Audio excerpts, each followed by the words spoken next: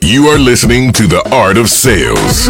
Everyone sells every day, and this is your source for conversational, real-world sales and prospecting methods that you are comfortable using and that get results. You'll help people buy instead of pushing them into being sold. Here's your host, Art Subject. Here's a question for you.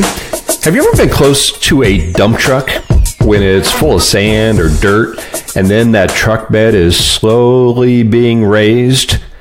Well, you know what happens. At first, the material begins to just kind of trickle out, but then the velocity quickens, and it's like an avalanche, and everything seems to slide out at once. You know what that's like?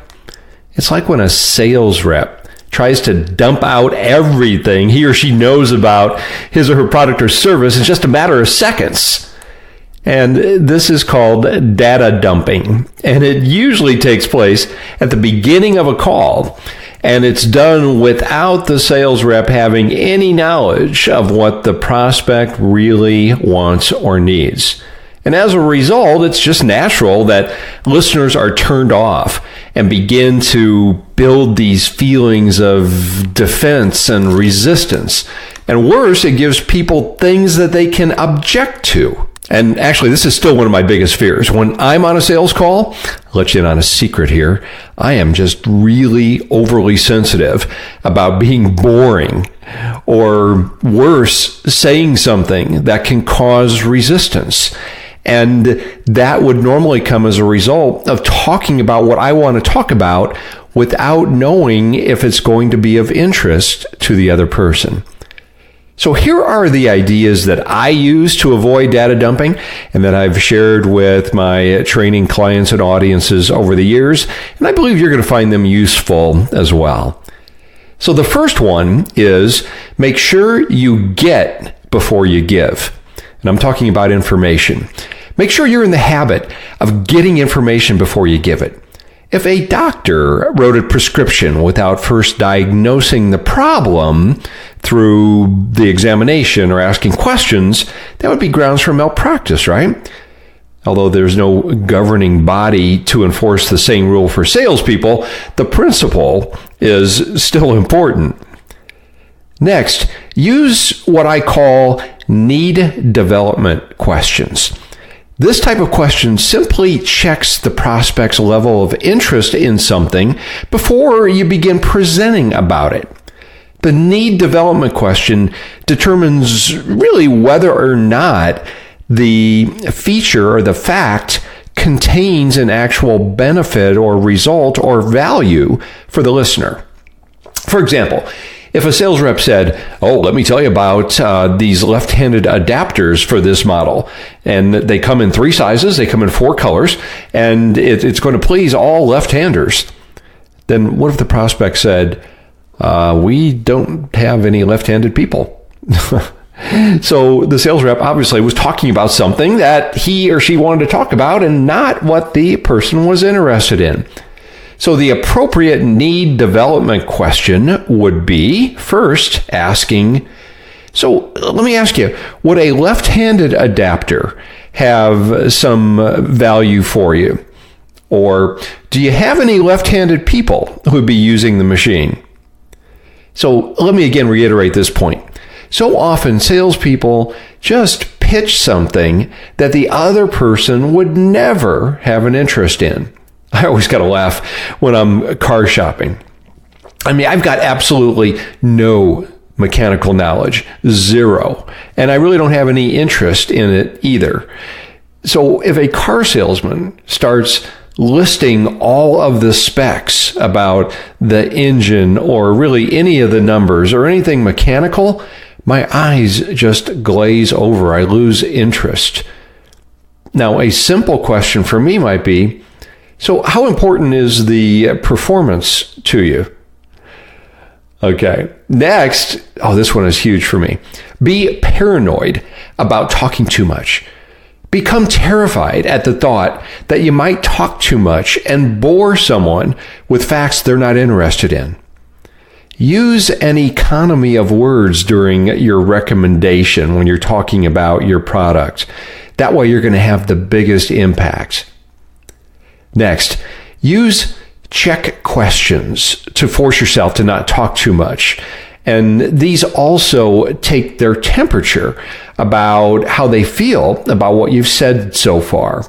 An example of check questions would be, so do you feel that would be useful? Or is that something that would be of value to you? And of course, we're using these after maybe we've presented one or two points, and hopefully we did already ask questions before we presented those points, but now we're just checking back to see, indeed, is that something that they would have some interest in? And when you get the answer, that's going to give you a signal as to the direction you need to take. If they answer positively, well, we continue.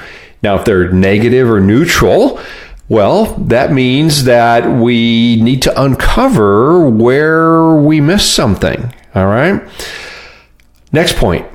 Be sure that you don't talk too fast.